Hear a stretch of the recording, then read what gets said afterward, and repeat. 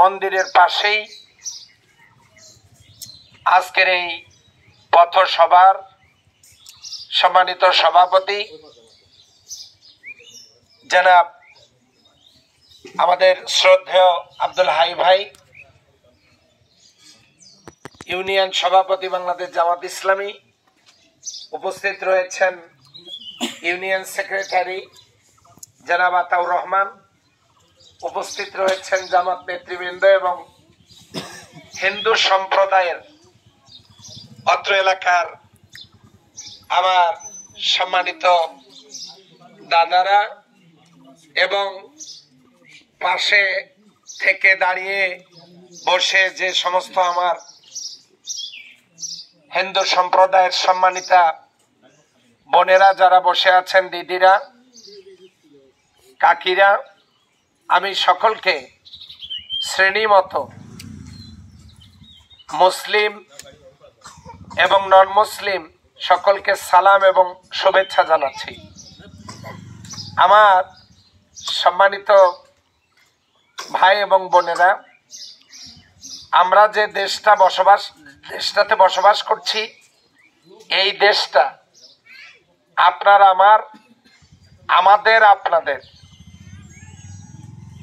ধর্ম যার যার, এই দেশটা সবার। এই দেশের শুধু না, আমাদের সবার মাথার উপরে একটা সূর্য আছে।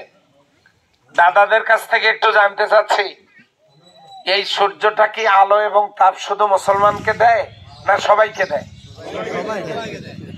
আমি আপনাদের কাছে জানতে চাচ্ছি, এই যে কালকে যে 2-1 ফোঁটা বৃষ্টি পড়লো রাত্রে, এই বৃষ্টি কি শুধু আমাদের দাদাদের জমিতেই পড়েছে না সবার জমিতেই?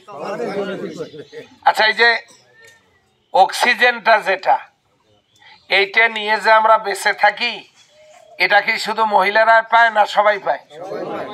তাহলে আমাদের যিনি স্রষ্টা, তাদেরকে আপনারা বলেন ভগবান আর আমরা বলি আল্লাহ। তো সেই আল্লাহর দেওয়ার নিয়ামত গুলো দেখেন, আমরা কিন্তু সবাই সমানভাবে পাচ্ছি নাকি ভুল বললাম? কথা বলেন, ভুল বললাম? আচ্ছা, তাহলে আমার এই দাদা কি যেন নাম, দাদা প্রেমানন্দ দাদা, এখানে একটু পরেই কথা বলবেন। প্রেমানন্দ দাদা, আচ্ছা বলেন তো, তার শরীরের হাত পা অঙ্গ প্রত্যঙ্গ আর আমার শরীরের হাত পা অঙ্গ প্রত্যঙ্গ গুলো কি একই রকম নয়? আল্লাহ কি আলাদা আলাদা করছেন? তাহলে আমার আল্লাহকে কি বৈষম্যহীন বলা যায় না? তিনি কোনো বৈষম্য করেন নাই। তার বৃষ্টি, তার অক্সিজেন, তার সূর্যের তাপ, তার এই যে সৃষ্টি কলা কৌশল, এগুলাতে কি কোনো বৈষম্য আছে? দাদারা বলেন তো একটু আওয়াজ দিয়া। নাই। যদি না থাকে তাহলে তিনি আমাদের বৈষম্যহীন আল্লাহ, আপনাদের বৈষম্যহীন ভগবান। তো সেই আল্লাহর বান্দা হিসাবে আমরা সবাই মানুষ, কথা ঠিক কিনা? যে দেশে জন্মগ্রহণ করেছি, এই দেশ আমাদের সকলের, এখানে কোনো বৈষম্য থাকতে পারে না। কিসের সংখ্যালঘু? বাংলাদেশ জামাত ইসলামের আমির বলেছেন, এই দেশে যারা জন্মগ্রহণ করবে তারা এই দেশের বৈধ এবং সম্মানিত নাগরিক, তাদেরকে আমরা সংখ্যালঘু বলবো না। তারা এই দেশের জন্মগ্রহণকারী, জন্মসূত্রেই এদেশের বৈধ এবং সম্মানিত নাগরিক। আপনাদেরকে জামাত সম্পর্কে ভুল বোঝানো হয়েছে এতদিন। কি বোঝানো হয়েছে? এই জামাত যদি সোজা হয়ে দাঁড়ায় তাহলে এই দেশও তার থাকা হবে না। বাবারে, একেবারে দেশ ছেড়ে যাওয়া লাগবে, সব শেষ হবে, সব লুটি ফুটে দেবে।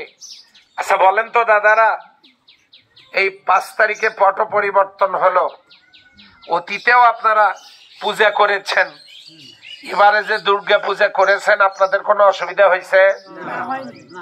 তাহলে আমাদের জামাতের নেতারা আপনাদের পূজা মণ্ডপ, আপনাদের বাড়িঘর, আপনাদের সম্পদ, এগুলো পাহারার দেওয়ার দায়িত্ব পালন করেছে।